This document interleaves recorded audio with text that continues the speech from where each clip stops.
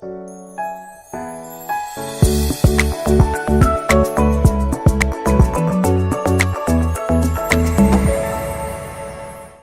यूएसएन विशेष में आप सभी का स्वागत है। मैं हूं आपका होस्ट एनवी शर्मा। एक कहानी सुनाता हूं मैं आपको, और वो क्यों सुना रहा हूं ये भी बता दूंगा। एक खेत में, किसान के खेत में एक पेड़ था। उस पेड़ पे बाज पक्षी ने घोंसला बांधकर उसमें एक अंडा दिया था। इत्तेफाक से एक दिन बारिश हो गई, आंधी तूफान आ गया और वो पेड़ नीचे गिर गया। उसके ऊपर जो घोंसला बनाया था वो भी नीचे गिरा, और इत्तेफाक से वो अंडा घास की ढीक पर जाके गिरा। किसान ने ये सब देखा। किसान ने उस अंडे को उठा के अपनी मुर्गी के अंडों के साथ उसमें भी रख दिया, ताकि मुर्गी उसे भी सेकने लगी। समय के साथ अंडे फूटे, उसमें मुर्गी के बच्चे निकले, साथ साथ में बाज का पक्षी भी निकला बच्चा। शुरू से उस बाग को ऊपर देखे उड़ान करने की इच्छा होती थी, लेकिन वो उड़ नहीं पाता था, क्योंकि उसको सिखाया नहीं था। मुर्गी ने अपने बच्चों को अपनी संस्कृति, अपनी सभ्यता सिखाई थी, जिस वजह से बाज पक्षी को कभी ऊपर उड़ने की अनुमति नहीं मिली। सवाल ये रह गया कि वो बाज पक्षी बेचारा ज़मीन पर बैठ के, हालांकि उसमें काबिलियत थी, लेकिन उसको उड़ने से मना कर दिया गया था।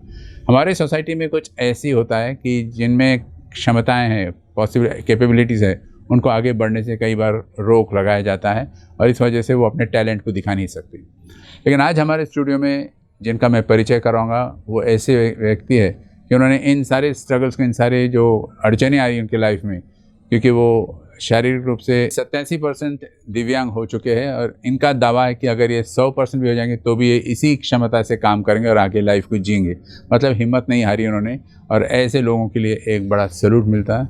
ये है जय सिंह चौहान साहब, जो आज हमारे स्टूडियो में पधारे हुए। बहुत बहुत स्वागत है सर आपका। नमस्कार। इससे पहले कि मैं आगे बात करूँ, मैं जानना चाहता कि जैसे एक कहावत है हिंदी में और अपने इंडिया में कि बच्चे के पैर झूले में दिखने लगते हैं। इसके बारे में आपके घर में किसने इसको कैसे रिएक्ट किया और कैसे उसका फायदा आपने उठाया? ऐसा था कि बच्चे के पाँव झूले में दिखते हैं, यानी कि जैसा बच्चा बचपन में ही कैसा बनेगा और क्या हो सकता है। जैसा पापा ने सोचे थे कि एक दिन हम दोनों ट्विंस ब्रदर हुए, तो पापा ने ये सोचा कि मैं दोनों बच्चों को स्विमर बनाऊंगा। उस समय सोचा था। तो लेकिन मेरे मन में था कि पापा की वो इच्छा पूरी करने का और स्विमर बनने का ही। और जैसा बचपन से ही मुझ में एक उद्योग का ये था, बचपन से ही, कि अपने उद्योग ही करना चाहिए, न कि जॉब करना चाहिए। सर, लेकिन बचपन में कोई ऐसी घटना हुई जिस वजह से आज आप ये कर नहीं पाए इंडस्ट्री, लेकिन आपने इंडस्ट्री को सक्सेसफुली चला दिया? इसके पीछे कुछ कहानी बताइए जो है। एक्चुअल में ऐसा था कि जब मैं छोटा था, यानी 1.5 साल का था, 18 महीने का, तो मुझे एक डॉक्टर के वजह से, यानी एक डॉक्टर ने बुखार में इंजेक्शन दिया। वो इंजेक्शन से रिएक्शन हुआ, रिएक्शन से मेरे दोनों पाँव, एक हाथ और गर्दन, ये चारों अवयव मेरे जा चुके थे। और एक दूसरे डॉक्टर ने ट्रीटमेंट किया तो हाथ और गर्दन वापस आई, पैर कमर से ही चले गए। अच्छा, मतलब शुरू में पूरा बॉडी डिसेबल्ड हो गया? हाँ, पूरा बॉडी डिसेबल्ड हुआ। तो फिर उसके आगे कुछ प्लान्स आपके? उसके बाद में जैसा ऑपरेशंस भी हुए, नागपुर में, जयपुर में, ऐसा 14 बार ट्रीटमेंट और ऑपरेशंस हुआ। कितने ट्रीटमेंट ऑपरेशन हुए? उसमें कैसा हुआ कि 14 बार मेरा ट्रीटमेंट होके ऑपरेशंस अलग अलग जगह पे हुआ, लेकिन उसमें भी फायदा नहीं हुआ। उलट उसमें मेरे बोन्स कट कर दिए डॉक्टर्स ने। ओह गॉड। आपके अंदर एक उद्योजक है छुपा हुआ, ये आपने कब महसूस किया और कब उस दिशा में काम करने लग गए? ऐसा था कि पहले पापा जी का एक उद्योग था, जिसको करके मंजन आता था, और पापा जी वो इंडस्ट्री चलाते थे। और तभी से मेरे मन में था कि अपने को नौकरी करना नहीं है, करना है तो बिजनेस ही करना है। इस पे मेरा ज़्यादा फोकस था बचपन से ही, यानी वो, मतलब हम कह सकते हैं कि फादर ने आपको इंस्पायर किया? बिल्कुल, फादर ने मुझे इंस्पायर किया इसमें आने के लिए, और माताजी ने उसमें मुझे साथ दिया। माँ बाप की एक बहुत इंपॉर्टेंट भूमिका रहती है सर, लेकिन आपने सोचा था कि आप इंडस्ट्रियलिस्ट बनोगे आगे चलकर, ये बचपन से आपका सपना था। आपने MBA भी किया, लेकिन MBA करने के बाद नौकरी करने के बजाय आप इस फील्ड में आ गए इंडस्ट्री के। ऐसा था कि MBA हमें बिजनेस बढ़ाने के लिए करना था, और मैं सोचता था कि हमेशा पहले कैसा था कि मेरा एजुकेशन कुछ भी नहीं था। मैं 18 साल तक का घर में ही रहता था। अच्छा। और मुझे दुनिया भी नहीं मालूम थी कि क्या होती है करके। मतलब स्कूलिंग वगैरह कुछ भी नहीं था। हाँ। स्कूलिंग कुछ भी नहीं था, घर में ही मैं सिर्फ किताबें पढ़ता था। हाँ। और उसके ऊपर में मैंने 10th किया। 10th के बाद में 12th, मतलब प्राइवेट में अपियर हुआ? हाँ, प्राइवेट में। हाँ। और फिर उसके बाद में ग्रेजुएशन किया बीकॉम में। हाँ। और देन MBA किया। हाँ, मतलब आपने दोनों स्ट्रीम्स को खुला रखा था कि जहाँ जैसे सक्सेस मिलेगा उस हिसाब से आगे बढ़ने। हाँ नहीं, गोल तो मेरा एक ही था। हाँ। गोल हमेशा मेरा बिजनेस ही रहा है। मैं शुरुआत से ही सोचता था कि मुझे उद्योगी करना है, यानी रोजगार लेने से अच्छा रोजगार देने वाला बनने का है, ये मैं पहले से ही सोचता था। बड़ी ऊंची थिंकिंग है सर। लेकिन सर ये बताइए, जैसे आप बहुत बिजी पर्सन हो आज, लेकिन आपका डेली रूटीन कैसे होता है आज भी, क्योंकि आपके स्पेशली एबल्ड होने के कारण जरा नेचुरल हर्डल्स आते ही होंगे। नहीं, मुझे ऐसा कुछ भी नहीं है। मैं हर एक दिनचर्या में खुद ही करता हूँ। मैं कभी भी किसी पे डिपेंडेंट नहीं हूँ। मैं सुबह 5:30 बजे उठता हूँ। उसके बाद में जैसे मैं शाखा में जाता हूँ, उसके बाद में व्यायाम वगैरह सब करके मेरा फिर ऑफिस दिनचर्या शुरू हो जाती है। मतलब स्ट्रेन नहीं होता सर आपको? नहीं, कुछ भी नहीं होता। Right from morning to evening? हाँ, मैं रात को 1:30-2 बजे सोता हूँ। और सुबह उठना? सुबह 5:30 के आसपास। मुश्किल से 5-6 घंटे सोते हैं आप? 3-4 घंटे। हाँ, तो यही पूछा मैं, स्ट्रेन नहीं होता है सर? नहीं, कुछ भी नहीं होता। एक्चुअल में कैसा है कि मैंने मेरी बॉडी को वैसा बना लिया है। एक्चुअल में रात को फिर मैं पढ़ाई भी करता हूँ और साथ में जो भी मेरा जैसा दिन भर का वर्क रहता है, कुछ पार्टी का वर्क भी रहता है, तो मेरा कार्यालय मंत्री वगैरह को लेके मैं रात को फोन कर पे बैठा रहता हूँ, पूरा पूछने का रात को क्या क्या काम हो रहा है, क्या नहीं हो रहा है, क्या कहाँ पे बाकी है, ये सब मैं रात को आढ़ावा लेता हूँ सबका। मतलब एक पूरा ओवरऑल सुपरविजन रहता है आपका? हाँ बिल्कुल। मेरा बिजनेस में भी सुपरविजन रहता है और सोशल में भी रहता है और इसमें भी रहता है, पॉलिटिक्स में। सर, आज भगवान की दया से आपके पास एक इंडस्ट्री और आप एक अच्छे वेल ऑफ पोजीशन पर हो, लेकिन एक समय था जब आपके परिवार में बहुत उसकी स्थिति बड़ी नाजुक थी। इस नाजुक स्थिति से कैसे गुजरे, उसका एक्सपीरियंसेस आप हमारे दर्शकों को क्या बोलना चाहो? एक्चुअल में ऐसा था कि हमारे पापा की इंडस्ट्री को आग लगी थी, जो घर के बाजू में ही थी, और वो इंडस्ट्री में आग लग के पूरा कारखाना जल के खाक हो गया और हमारे घर को भी आग लग गई थी। और वो लगने के बाद में कैसा है कि पापा की हिम्मत थोड़ा सा ये हो गई थी और फिर हमारे दिन थोड़ा सा ये टफ हो गया। हाँ, यानी थोड़ा सा ऐसा ये लग रहा था कि अब कैसा होगा। और मम्मी पापा ने मुझे उस समय 25 पैसे 50 पैसे चॉकलेट खाने दिए थे। अच्छा। और वो जमा करके ये इंडस्ट्री की अपन ने उस समय शुरुआत की। मतलब चॉकलेट ना खाते अपने पैसा जमा किया।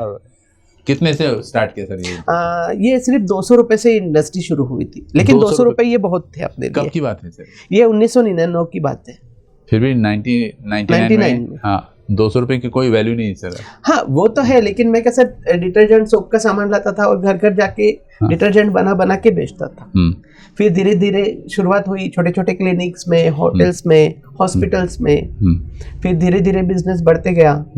मुझे अभी भी याद है कि मैं बैंक की तरफ लोन मांगने के लिए गया था। अच्छा, कर्जा मांगने के लिए गया था। तो पहले तो मुझे किसी ने कहा कि अच्छे कर्जा भर नहीं सकते तो आप क्या भरोगे और आपको हम क्या देंगे। और कर्जे का अमाउंट क्या था? कर्जे का अमाउंट कोई ज्यादा नहीं था, एक 70,000 का ही था। लेकिन उसमें भी मैंने 30 बैंकों की सिग्नेचर एनओसी लाया। 30 बैंकों की, नागपुर के जिले के 30 बैंकों की एनओसी, उस समय एनओसी चलती थी। और वो एनओसी, हार्ड एनओसी लाके बैंक को दिया। उसमें सैंक्शन हुआ सिर्फ एक 70,000 का जो एप्लीकेशन था, 20,000 रुपए। और 20,000 भी ऐसा कि हमारे साथ में एक इंसिडेंस हुआ जिसमें पूरे 20,000 रुपए निकल गए। फिर ये कैसा रिपे किया सर आपने? फिर धीरे धीरे हमारा व्यवसाय चालू था। और फिर 1.5-2 साल के बाद में बैंक वाले मेरे यहाँ रिकवरी के लिए आए। मैंने उनको बिल्कुल बिना डरे सामने गया, मैंने कहा कि मैं आपके पैसे देना चाहता हूँ लेकिन अभी दे नहीं सकता हूँ, कुछ 1-1.5 साल के बाद में दूंगा और ईमानदारी से दूंगा। वो मैनेजर जी को भी मुझ पे ये हो गया, एकदम भरोसा हो गया कि नहीं ये बंदा जब सामने आके फेस कर रहा है तो ये नक्की देने वाला है। और बराबर मैंने 1 साल में उनके पैसे वापस किया। क्या बात। और पैसे वापस करने के बाद में उन्होंने पहली सीसी, मुझे अभी भी याद है, 1.5 लाख रुपए की सीसी उन्होंने मुझे दी थी, कैश क्रेडिट लिमिट। और फिर 1.5 के 3, 3 के 6, 6 के 10 और फिर बढ़ते गए। सर, आपका संघर्षमय जीवन रहा है। बचपन में ऐसे कौन कौन सी अड़चन है जो आप कभी भूल नहीं सकते, अविस्मरणीय जिसको कहते हैं? ऐसा है कि बचपन में अड़चनें बहुत सी ऐसी आती थी क्योंकि मैं घर के बाहर नहीं निकलता था। और जब भी निकलता था तो मैं मम्मी के गोदी में ही उठ के निकलता था या फिर भाइयों के साइकिल पे। यानी मैं घर से बाहर, मुझे दुनिया ही नहीं जानकारी थी कि दुनिया क्या थी। हमारे बाजू के मोहल्ले में एक दिन मैं ऐसे ही छुपके से गया था, यानी हाथ के ऊपर में चलते हुए, और चुपके से वो म्यूजिकल चेयर स्पर्धा थी। अच्छा। अच्छे सभी सुदृढ़ लोग वहां पे खेल रहे थे। हाँ। और उसमें मैंने पार्टिसिपेंट किया, किसी को मालूम नहीं, घर के भी लोगों को मालूम नहीं। अच्छा। चुपचाप से जाके पार्टिसिपेंट किया। तो उसमें जैसे मैं खेला, सभी सुदृढ़ लोग थे। हाँ। और वो सुदृढ़ लोगों के साथ में खेलने के बाद में मेरे घुटनों को और हाथ को पूरा ब्लड लगा, लेकिन वो स्पर्धा में प्रथम क्रमांक से जीता। क्या बात। वो दिन मुझे अभी भी याद है, और उस समय से आज तक का मैं हमेशा जीतते ही आ रहा हूँ। ग्रेट है सर, ग्रेट। एक बार मैं पापा के सामने से नीचे उतरा था। हाँ।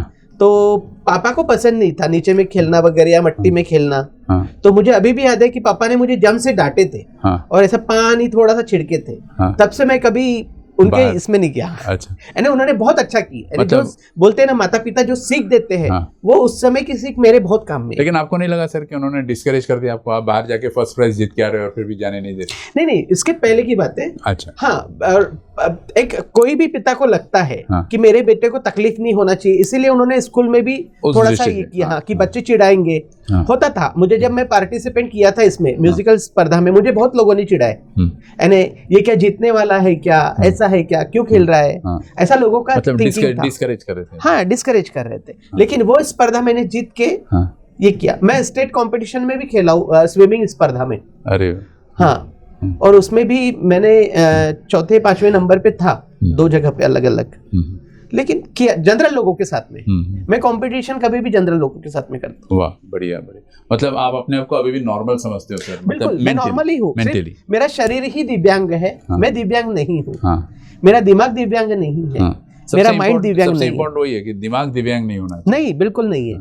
मेरी सोच कभी भी मैंने पॉजिटिव रखी है, इसलिए आज पॉजिटिव हूँ। B positive. बिल्कुल सर, आप इतने बड़े उद्योजक हो, उद्योगपति हो, और बाद में आज लाखों का कारोबार है आपका, सेटल्ड लाइफ है, लेकिन आपको भी स्ट्रेस या स्ट्रेन होता ही होगा सर। तो इस स्ट्रेस को आप कैसे दूर करते हैं? ऐसा है कि मैं कोई भी काम एकदम इजीली करता हूँ, ज़्यादा टेंशन लेके काम नहीं करता। मैं कभी भी अपने सर पे बर्फ रखता हूँ और मुंह में शक्कर रखता हूँ। मैं पूरी दुनिया जीत लेता हूँ। मतलब कूल। हाँ। मुझे अभी भी मालूम है कि जब मेरी फैक्ट्री को आग लगी थी, हाँ। तो तब भी मैं कूल था। हाँ। मैंने यही सोचा कि जब फैक्ट्री को आग लगी तो मेरा नुकसान क्या हुआ, सिर्फ 200 रुपए जो अपन ने उसमें इन्वेस्ट किए थे। जी। सब वर्कर्स रो रहे थे, सब रो रहे थे। मैं सोच रहा था कि अभी नया अपने को कदम क्या लेने का है। और मुझे ये नहीं मालूम था कि अपनी कंपनी का इंश्योरेंस खत्म हो चुका है। मुझे बाद में पता चला। अच्छा। कि अपने इंडस्ट्री का इंश्योरेंस, हाँ, अपना करोड़ के ऊपर का लॉस हुआ। तो इसको रिकवर कैसे किया सर? रिकवर यानी कुछ लॉस रिकवर होता ही नहीं, जबकि एक्चुअल में कुछ अधिकारियों की गलती थी उसमें, बैंक के। हाँ। हर साल बैंक इंश्योरेंस करवाती थी, उसी साल बैंक ने इंश्योरेंस नहीं करवाया, यानी एजेंट बदल दिया था उन्होंने। हाँ। तो वो एजेंट ने इंश्योरेंस नहीं करवाने की वजह से मेरा लॉस हुआ। मतलब आपका पर्सनल फॉल्ट नहीं था वो? मेरा पर्सनल फॉल्ट नहीं था सर। आपने उद्योगपति की बात की, उद्योग की बात की अपने। 3 साल पहले कोविड हुआ यहाँ पर, और कोविड के कारण कई सारे लोग प्रभावित हुए, वर्कर्स कहिए या इंडस्ट्रीज़ कहिए, इन सब पे बहुत बुरा असर पड़ा, रिसेशन सा हो गया था। आपने इस दौरान अपने आप को कैसे संभाला? और सुना है कि आपने एक भी वर्कर को निकाला नहीं। हाँ, बिल्कुल। मैंने सीधा बोल दिया था मेरे पूरे वर्कर्स को कि अगर कुछ भी होता है तो मैं हूँ आपके साथ में। और क्योंकि वर्कर ये हमारा परिवार होता है, वर्कर के वजह से ही हम रहते हैं। और मैंने हर किसी को यानी ये किया था, यहाँ तक कि 15 लोगों को हमारे यहाँ कोविड हुआ था, लेकिन सबको मैंने कहा था कि नहीं, आप कहीं पे ये नहीं होगा आपको, सबको एक एक को मैं, जो भी रहेगा, चाहे पैसा कुछ भी लगे या कुछ भी हो, मैं एक एक को बचाऊंगा। और वो मैंने किया। एक का म्यूकोरमाइकोसिस का भी ऑपरेशन किए हमने, हमारे खुद की ओर से। हमने मेडिकल में भी जाके देखे, लेकिन मेडिकल में इतनी गर्दी थी कि उनको थोड़ा सा ये नहीं हो रहा था। फिर हमने प्राइवेट में उसको ऑपरेशन करके, वो एक अच्छा है, और वो दिव्यांग व्यक्ति है, विशेषण है, वो दिव्यांग व्यक्ति था।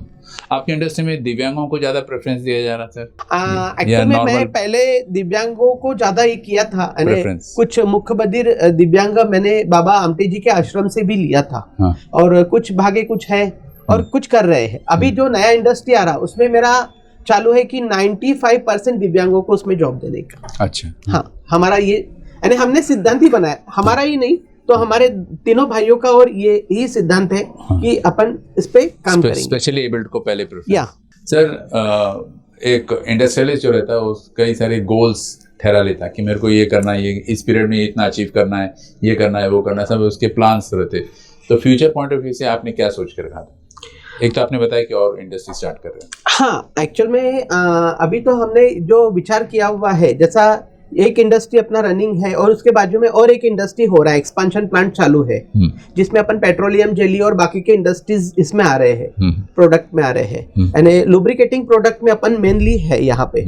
और अपन ने ये इंडस्ट्री इसलिए डाली क्योंकि अपने को एनवायरमेंट फ्री करना था, जैसा पोल्यूशन को हमें ये करना था, क्योंकि पहले कैसा होता था कि ऑयल जो है, जो ऑयल इंडस्ट्री है, स्मोक, हाँ, वो हर जगह पे ऑयल जलाया जाता था, उससे पोल्यूशन होता था। उसके ऊपर में हमने ज्यादातर ध्यान दिए कि नहीं, हमें ऐसी इंडस्ट्री डालना है जो पर्यावरण को बचा सके, और उसी पे हमने वर्क किया। आपने जो ठहराए हुए थे सर कि हमको ये करना है, वो अचीवमेंट कहाँ तक हुआ, कितना % अचीवमेंट हुआ, इसको अचीव करने के लिए आप क्या करना चाहिए? ऐसा है कि अचीवमेंट तो अभी भी बहुत कुछ बाकी है, अभी तो ये शुरुआत है और बहुत कुछ करना भी है। और मेरी इच्छा है दिव्यांग सेक्टर में ज़्यादातर करने की, क्योंकि मैं खुद दिव्यांग हूँ, तो मैं चाहता हूँ कि ज़्यादातर मैं दिव्यांगों के सेक्टर में काम करूँ। जी, मतलब इसी गोल को आप आगे परस्यू? बिल्कुल बिल्कुल करूँगा। व्यवसाय जो चलाते हैं कोई भी इंडस्ट्रियलिस्ट या ट्रेडर, मैन्युफैक्चरर, कोई भी, उसके पीछे उसका क्या बैकग्राउंड होनी चाहिए सर, जैसे कि वो आज इंडस्ट्री में सक्सेसफुल होता है, जैसे कि आप? पहले तो सोच इंडस्ट्री लाइन की होनी चाहिए हमारी, यानी हम लोग कैसा है, और आमदनी अठन्नी और खर्चा रुपया नहीं होना चाहिए। बहुत से लोग क्या करते हैं कि कमाई के पहले ही खर्चा करना चालू करते हैं, और हमारा ऐसा नहीं है। हमने कैसा है कि पहले से ही हमारी सोच है कि पहले कमाओ और बाद में ये करो। कई बार ऐसा होता है सर, बोर्ड ऑफ डायरेक्टर्स होते हैं और वो लोग ठहराते हैं, उनके डिसीजंस फाइनल रहेंगे और वो that passes on to other people also, नीचे के स्तर का आदमी। लेकिन कुछ इंडस्ट्रियलिस्ट ऐसे भी जिन्होंने वर्कर्स को अपना भागीदार बनाया, पार्टनर बनाया, तो आपकी क्या विचार है इस बारे में कि इंडस्ट्रियलिस्ट में ने कामगारों को भी अपने साथ लेना चाहिए बोर्ड पर? बिल्कुल लेना चाहिए। कैसा है कि इंडस्ट्रियलिस्ट में अगर कामगार जुड़ते हैं और वो कामगार अगर अच्छा काम कर रहा है तो उसको आगे बढ़ाना चाहिए, क्योंकि आज हमारा, पहले कैसा था कि एक प्रोप्राइटरी फर्म था, आज हमारा प्राइवेट लिमिटेड फर्म है, कल जाके लिमिटेड होगा, तो इसमें वर्कर्स की भागीदारी आएगी। मतलब आप मालिक और नौकर में भेदभाव नहीं करते? हाँ। एक इंडस्ट्री का चेयरमैन के नाते मैं कहूँगा कि सबने साथ सबका विकास होना चाहिए। यस, बड़ी अच्छी बात कही सर आपने। एक फर्ज होता है सर, जैसे कि पे बैक टू सोसाइटी, जिसको आजकल के कॉर्पोरेट भाषा में CSR भी बोलते हैं, तो आप सोसाइटी को वापस क्या देना चाहते हो, क्योंकि सोसाइटी, आपने इतना कुछ लिया सोसाइटी? बिल्कुल, सोसाइटी ने जो आज मुझे इज्जत दी है, सोसाइटी को जरूर मेरा पे करना बनता है। और ये पे करने के लिए मैं सोच रहा हूँ कि ज्यादा से ज्यादा दिव्यांगों को हम रोजगार से कैसे जोड़ेंगे। अदर सेक्टर में हर कोई विचार करता है, लेकिन दिव्यांगों के सेक्टर में कोई नहीं करता है, इसलिए मेरा तो ज्यादातर जो फोकस है वो दिव्यांगों पर होना भी चाहिए सर। बिल्कुल है। जी। और इसीलिए अपन ने महाराष्ट्र गवर्नमेंट को भी एक प्रोजेक्ट दिया हुआ था सन 2018 में, और उसमें कहा था प्रोजेक्ट क्या था सर? वो ऐसा प्रोजेक्ट था कि जैसा चलता फिरता हरित ऊर्जा पे चलने वाला जो रिक्शा है, ई रिक्शा, उस पे शॉप बना के दिया जाए। अच्छा। और वो कहीं पे भी मूवेबल रिक्शा रहेगा, जैसा ग्रामीण का जो दिव्यांग है, एकदम खेड़े में जो रहता है, यानी नागपुर से 25 किलोमीटर 30 किलोमीटर अंदर में, तो उसने शहर में आके रोजगार करने को होना। अच्छा। चलता फिरता जेरोक्स सेंटर हो गया, फोटो स्टूडियो, DTP सेंटर हो गया, ऐसे 260 प्रकार के उद्योग जो दिव्यांग जन कर सकते हैं। आज हमारे देश में दिव्यांगों की जो परसेंटेज है, करीब जो आंकड़ा है, ये 10 करोड़ के ऊपर का है। 10 crore all types of disease. हाँ, पहले कैसा था कि 7 प्रकार की दिव्यांगताएं थी, आज 21 प्रकार की दिव्यांगताएं हैं। और पहले 2.6% उनका परसेंटेज था, और आज करीबन वो 8% के ऊपर में बढ़ा हुआ है। हाँ, यानी 10 करोड़ के ऊपर में हमारे देश में दिव्यांगजन है।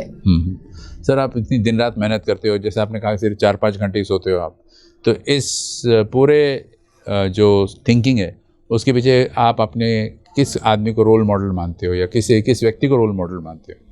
मेरे लिए तो जैसा रोल मॉडल जो है हमारे माताजी और पिताजी है, और यानी जो जनरल मेरे लाइफ में है, क्योंकि उन्हीं के वजह से मैं आज बहुत आगे बढ़ा हूँ, और मेरे सभी भाइयों का मुझे साथ है। तो ये सब आपके रोल मॉडल से एक प्रकार से? बिल्कुल जी। आप सबसे छोटे हो सर घर? नहीं, मैं सबसे बड़ा हूँ। अच्छा। दिखता हूँ छोटा हूँ, लेकिन लेकिन बाकी लोगों का सपोर्ट आपको हमेशा मिला है? बिल्कुल इंस्पिरेशन मिला है आपको? हाँ। जी। एक कजन ब्रदर भी है, वो मेरे से बड़े हैं, और हम 4 भाई इसमें हैं। आप किस चक्की का आटा खाते हो सर? ये इसलिए पूछ रहा हूँ मैं क्योंकि आप इंडस्ट्रियलिस्ट हो, कॉर्पोरेट सोशल रिस्पॉन्सिबिलिटी निभा रहे हो, सोशल सर्विसेज करते हो और राजकारण मतलब पॉलिटिक्स में भी आप हो, तो ये सब के बारे में हमें संक्षिप्त में बताइए कि आप how do you manage to do all this things? चक्की तो अपनी सादी ही है और आटा भी अपने ही विदर्भ का खाते हैं। तो ऐसा है कि जो मैं कभी भी कोई भी चीज को सोचता हूँ कि कैसा करने का है और शांतता से सोचता हूँ। मैं कभी एकदम हड़बड़ी में निर्णय नहीं लेता हूँ कि बस करना है नहीं। हर एक चीज को मैं बिल्कुल सर पे मेरा बर्फ रहता है और मुंह में शक्कर रहती है और वो मुंह में शक्कर रहने की वजह से सब जुड़ते जाते हैं। लेकिन इस पॉलिटिकल फील्ड में क्या रिस्पांस मिला सर आपको और क्या क्या पद हासिल किया आपने? ऐसा था कि मैं पिछले जो गवर्नमेंट थी उसमें कोऑर्डिनेशन कमेटी का मेंबर भी था महाराष्ट्र में और IPH यानी केंद्र सरकार में भी मैं मेंबर था।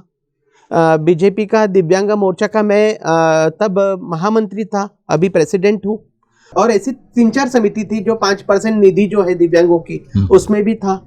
ये सभी सेक्टर में मैंने अच्छा काम किया। एक इसमें मैं बताना चाहूंगा आपको, जब मैं IPH का जब मेंबर था तो मैंने गवर्नमेंट ऑफ इंडिया को एक प्रोजेक्ट दिया था और वो प्रोजेक्ट ऐसा था कि दिव्यांग जनों के लिए अलग से यूनिवर्सिटी तैयार करने का और वो यूनिवर्सिटी का प्रोजेक्ट भी पास हुआ। लेकिन वो जो प्रोजेक्ट है वो ईस्ट में गया।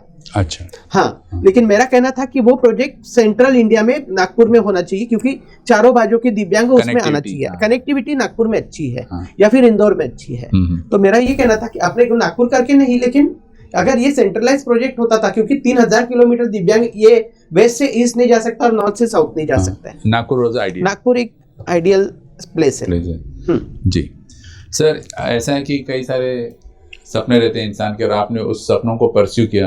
खासकर आपकी एक यूनिवर्सिटी के बारे में तो आपने बात की, लेकिन मंत्रालय भी डिफरेंट होने चाहिए दिव्यांग लोगों के लिए, ये आपके विचार थे और आज कहीं वो पूरा होते नजर आ रहा है। इसके बारे में आपके क्या विचार? जी, एक्चुअल में अपना ये बहुत पुराना मुद्दा था कि दिव्यांग मंत्रालय होना चाहिए और दिव्यांग मंत्रालय अलग करने से नहीं, अभी बहुत जल्दी सरकार 3 दिसंबर को दिव्यांग मंत्रालय की घोषणा भी करने वाली है और बहुत खुशी की बात है कि सरकार इतना अच्छा निर्णय ले रही है। किंतु मेरा एक उसमें प्रश्न है कि ये दिव्यांग मंत्रालय अगर करते हैं तो उसमें दिव्यांग ही मंत्री होना चाहिए। अगर आप दिव्यांग मंत्रालय करके उसमें सुदृढ़ मंत्री रखते हैं कोई, तो वो कभी महसूस नहीं कर पाएगा सर। हाँ, वो महसूस, वो ठीक है, राजकारण के लिए ठीक है, लेकिन दिव्यांगों के लिए अगर दिव्यांग मंत्रालय करे तो वहाँ पे एक दिव्यांग ही मंत्री बने। और इसके साथ में मैं और एक बोलूँगा कि जैसा हम देखते हैं स्पोर्ट्स और बाकी के जो क्षेत्र, कला है, स्पोर्ट्स है, अलग अलग क्षेत्र से राज्यसभा में लेते हैं, विधान परिषद में भी लेते हैं, 12 खासदार जो राज्यसभा में जाते हैं, उसी प्रकार से दिव्यांग जनों के भी 1-2 MPs वहाँ पे जाए और उनका नेतृत्व करे। इधर भी MLC करके महाराष्ट्र में भी दिव्यांग जनों की तरफ से कोई ना कोई नेतृत्व करे। पॉलिटिक्स की बात की सर हमने, तो इसके बारे में पूछना चाहता हूँ, आपके क्या विचार है? क्या दिव्यांगों ने एक्टिव पॉलिटिक्स में पार्टिसिपेट करनी चाहिए? बिल्कुल आना चाहिए। लेकिन उनके प्रॉब्लम्स जो है, दिव्यांगों के प्रॉब्लम्स ये दिव्यांगों को ही समझते हैं।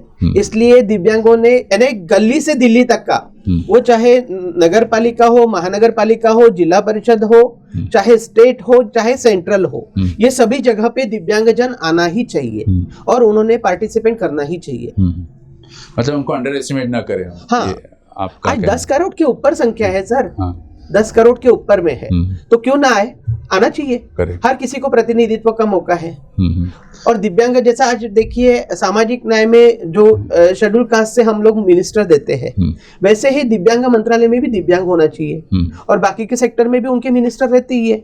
IT में IT का कुछ रिलेटेड रहता है, फाइनेंस में फाइनेंस के रिलेटेड रहता है, तो फिर दिव्यांग सेक्टर में दिव्यांग क्यों नहीं? और दिव्यांग में है ना बहुत से लोग हैं करने वाले, सिर्फ प्रतिभा दिखाने का मौका मिलता नहीं है। अगर वो मौका मिल जाए तो बहुत से दिव्यांग आगे बढ़ेंगे और देश को चलाएंगे। ये भी ऊंची बात कही सर आपने। सर ऐसा है कि कई सारे योजनाएं बनती रहती, सेमिनार्स में कहिए, कॉन्फ्रेंसेस में कहिए, बड़ी बड़ी बातें हो जाती है, लेकिन ये पेपर तक ही रह जाते हैं और उसको प्रैक्टिकल इम्प्लीमेंटेशन कोई नहीं करता है। तो इस बारे में आपके क्या विचार है? कि हाँ, मैं जैसा आपको बताया था तभी कि 25 करोड़ का जो योजना दिव्यांगों के लिए आई थी, वो अभी भी पेपर पे ही है, वो अभी तक का नीचे तक नहीं आई है। क्योंकि कैसा है कि सरकार चेंज हो गई, उसके बाद में वो मंत्रालय पे फिर से मंथन हुआ, यानी वो प्रोजेक्ट पे, फिर से उस पे एक मीटिंग हुई, फिर अधिकारियों का धीरे धीरे काम करना, क्योंकि अधिकारी फास्ट काम नहीं करते जो जिस प्रकार से, हाँ उसमें अगर मेरे जैसा एक आधा मंत्री बन के आ जावे ना तो वो पूरा छट के एक ही महीने में काम करते हैं। लाल फीताशाही बंद करेंगे आप? बिल्कुल, एक बार मौका मिलना चाहिए। मैं नहीं, नहीं तो लोगों को लगेगा कि मैंने मेरे लिए बोला, मैं नहीं, मेरे जैसा एक आधा एकदम तड़फड़ काम करने वाला अगर व्यक्ति वहां पे आता है तो पक्का काम जबरदस्त होगा। आप क्यों नहीं सर? नहीं, मेरे से भी अच्छे लोग हो गए ना, क्यों नहीं जी, बहुत से लोग हो गए। तो हर देखिए दिव्यांग जनों में से एक को मौका मिलना चाहिए। सर आपने अभी यूनिवर्सिटी की बात की और यूनिवर्सिटी में आपके लिए एक सेपरेट यूनिवर्सिटी होनी चाहिए, तो उसके बारे में आपके जो ड्रीम्स है, होप्स है, प्रोजेक्ट्स है, उसके बारे में गवर्नमेंट के साथ शेयर करोगे?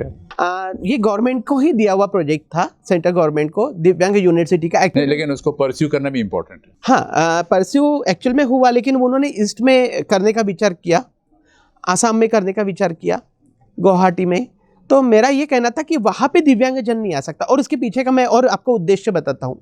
एक्चुअल में ये यूनिवर्सिटी रहेंगी, इसके पीछे में कैसा रहता है, 18 साल तक का दिव्यांगजनों को कोई भी संस्था में रखते हैं, कोई भी संस्था में, और 18 साल होने के बाद में वो दिव्यांगजनों को निकाल देते हैं। और वो दिव्यांग जैसा कोई मेंटली चैलेंज रहता है या कोई दूसरे प्रकार का दिव्यांग रहता है, तो वो क्या करता है फिजिकली वगैरह, वो कैसा बाहर जाके फिर भीख मांगने के सिवा उसको कोई इलाज नहीं रहता, क्योंकि उसको दुनियादारी का पता नहीं होता है। इसलिए उनके लिए अगर ये यूनिवर्सिटी के मार्फत अगर हम बाहर में और उनके पीछे में और एक संस्था बनाए साथ में ही, कि जहाँ पे वो लोग खुद का कुछ ना कुछ छोटा सा व्यवसाय करे, यहाँ तक कि उनका आखिरी क्षण भी वही संस्था में जाए, उनका जो भी ये हो वो वही संस्था में हो, यानी आखिरी मृत्यु भी वही उनके वहां पे हो।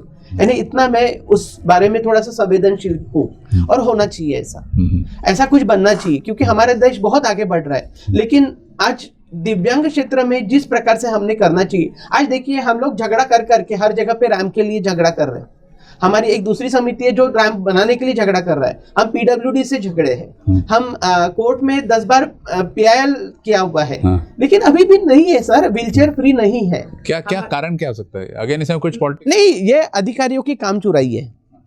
हम जिससे बोलेंगे ना, जैसा अधिकारी, अगर अधिकारी ने चाहा तो कुछ भी कर सकता है। आज तक के 3 तक के निधि हर जगह पे पड़ा हुआ है, महानगर पालिका में है, आज 5-5, 10-10 करोड़ का निधि हर जगह पे पड़ा हुआ है दिव्यांगों का, सिर्फ दिव्यांगों का, जो दिव्यांगों पे ही खर्चा करना चाहिए। वो निधि भी इन लोगों ने यूज किया। आज बैंक देखिए सीढ़ियां रहती है, हर जगह पे 1, 2, 2-3 सीढ़ियां रहती है, तो ये नहीं होना चाहिए। हर जगह पे रैंप पूरे हर भारत में हर जगह पे होना चाहिए। आज माननीय मोदी जी ने हर एक पेट्रोल पंप पे टॉयलेट दिव्यांगों के लिए अलग बोला है, लेकिन वो टॉयलेट की अवस्था ऐसी रहती है कि वो टॉयलेट इतना गंदा रहता है कि वहां पे दिव्यांग जा नहीं जा सकता। मैं खुद सोशल जस्टिस मिनिस्ट्री में गया हूँ महाराष्ट्र के, उनके बाथरूम में कचरे का सामान पड़ा हुआ है, आप अभी भी जानकारी लीजिए, है वहां पे। ये नहीं होना चाहिए सर। नहीं, ये मंत्रालय में जहाँ मिनिस्टर आके बैठते। हाँ, जो पब्लिक टॉयलेट है जहाँ पे दिव्यांगों का, मैं बाकी के टॉयलेट की बात नहीं कर रहा हूँ, दिव्यांगों के टॉयलेट में अभी भी वैसा ही है, क्योंकि किसी का ध्यान ही नहीं रहता। उपचार क्या सर? आपके कुछ प्लान्स बनाए होंगे कि इसको कैसे स्पीड अप करना चाहिए, या कैसे ऑफिसर के रेट लेते को हमने बंद करना चाहिए? नहीं, उसमें कैसा है, एक सफाई कामगार से लेके तो एक बड़े अधिकारी का हिस्सा होता है, एक एडमिनिस्ट्रेशन जो संभालता है, जो बिल्डिंग को पूरा देखता है, उसका काम है वो सब चीजें देखने का। उसने देखना चाहिए सर, बिल्कुल देखना चाहिए। सर आप तो पॉलिटिक्स में भी एक्टिव हो और कई सारे क्षेत्रों में एक्टिव हो, लेकिन आप पॉलिटिकल गुरु किसको मानते हो, नंबर 1, और नंबर 2 आप आगे उस फील्ड में क्या करना चाहोगे? मैं पॉलिटिकल गुरु जो है माननीय गडकरी साहब जी जो है, नितिन जी गडकरी साहब, इनको मैं मानता हूँ, माननीय देवेंद्र जी को मानता हूँ, मोदी जी को ऑलवेज हर कोई मानता है, और शाह जी के दिमाग से ही एक बड़ा ये है।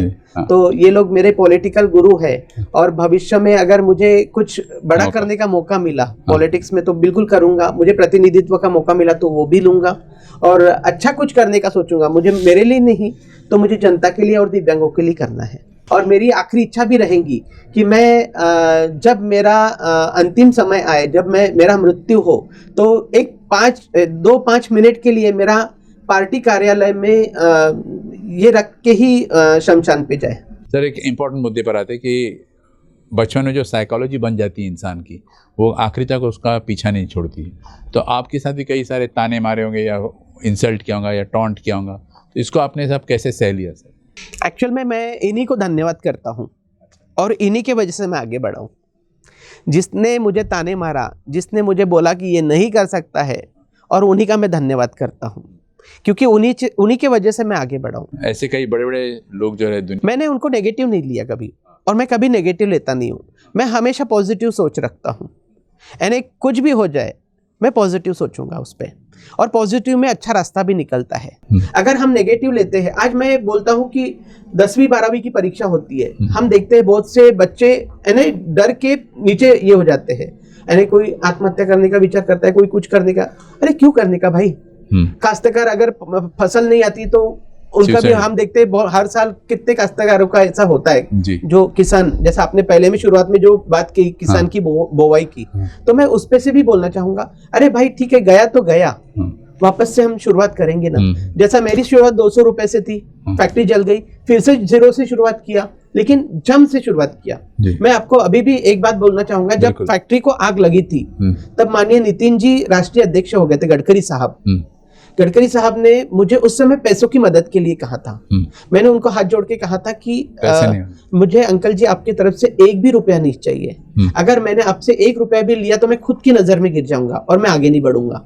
और मैंने उनको उस वक्त बोला था कि आने वाले 3 साल में मैं आपको इस जो फैक्ट्री जली है उससे 10 गुना बड़ी फैक्ट्री डाल के दिखाऊंगा। 10 गुना नहीं, 25 गुना बड़ी फैक्ट्री अपनी उस समय के बाद में बनी। बहुत बड़ी बात, आज और बन रही है। Big salute to you sir. इसके लिए सर, आप एक सक्सेसफुल इंडस्ट्रियलिस्ट हो, लाइफ को स्ट्रगल से देखा आपने, इस लेवल पे लाके पहुंचा आपने। ये सीक्रेट जो है आप दूसरे उद्योजकों के साथ शेयर करना चाहोगे? हाँ बिल्कुल। Secret of success secret of success कुछ भी नहीं है, हमारी तो किताब एकदम खुली है और सभी को ये किताब दिखाई देती है। कैसा है कि सिर्फ आलसपना इंसान में नहीं होना चाहिए। ज्यादातर हम सोचते हैं कि अभी नहीं, हम बाद में करेंगे, बाद में नहीं कल करेंगे, कल नहीं परसों करेंगे। कल परसों क्यों भैया, 1 महीने के बाद में क्यों? कल 1 महीने के बाद में का कल करो सो आज करो सो अभी करो। कभी भी कोई भी चीज अगर कल करना है तो हमने आज ही कर लेना चाहिए, तो इंसान सक्सेस होता है। अगर हम खुद में आलसपना लाते हैं तो हम पीछे आते हैं। मतलब हार्ड वर्क और एक्टिव रहना, बिल्कुल एक्टिव रहना चाहिए और हार्ड वर्क होना चाहिए। हार्ड वर्क और स्मार्ट वर्क में क्या प्रेफर करोगे सर? स्मार्ट वर्क तो अभी का जमाना है। और जो मशीनरीज आई भी है, जैसे पहले आज हमारा जो प्लांट है वो थिन फिल्म डिस्टिलेशन प्लांट है। जो आपने स्मार्ट वर्क की जैसे बात की है, तो हमारा जो इंडस्ट्री का मशीनरीज है थिन फिल्म डिस्टिलेशन है, जिसमें जो बड़ी बड़ी रिफाइनरीज में लगती है, जिसमें पेट्रोलियम और जो बाकी की रिफाइनरीज होती है, इसमें डस्ट और सब पूरा क्लीन कर लेता है ऑयल का, और पूरा वर्जिन ऑयल नया बनता है। मतलब टाइम सेविंग डिवाइस है। हाँ, एम्प्लॉयज के लिए भी इजी हो जाता है। सभी दृष्टिकोण से वो, हर एक दृष्टिकोण से वो सेविंग डिवाइस है जी। सर चलते एक मैसेज देना चाहोगे तो क्या मैसेज रहेगा? आपका पूरा शो ही अपने आप में एक मैसेज था, लेकिन फिर भी एक पर्सनल मैसेज देना चाहोगे खासकर दिव्यांगों के लिए? दिव्यांगजनों को मैं एक ही कहूंगा कि हमें अभी जैसा आगे जो है भविष्य में, यानी हमें सिर्फ निराधार के तौर पे नहीं रहना है, हमें हमारे खुद के पैर पे खड़ा होना है, और खड़ा होके गवर्नमेंट को भी टैक्स देना है। जब हम खुद के पैर पे, छोटे छोटे शॉप्स हो गया, मदद लीजिए, आप मदद काय के लिए लीजिए, शॉप्स के लिए और बाकी के इसके लिए, और खुद के पैर पे आप खड़ा होके हमने ऐसा बनना है कि हम गवर्नमेंट को भी टैक्स देवे, और गवर्नमेंट को टैक्स देके हम भी हमारे गला ने जो गर्दन है उसे ऊंचा करके उनसे बात कर सकते हैं। ऐसा हमने हमारा रखना चाहिए। आप एक बहुत इंस्पिरेशनल लीडर हो सर, और बाद में हम लोग सब इंस्पायर होते हैं आपसे। Thank you very much. Continue keeping a cool head and a sweet tongue. Thank you.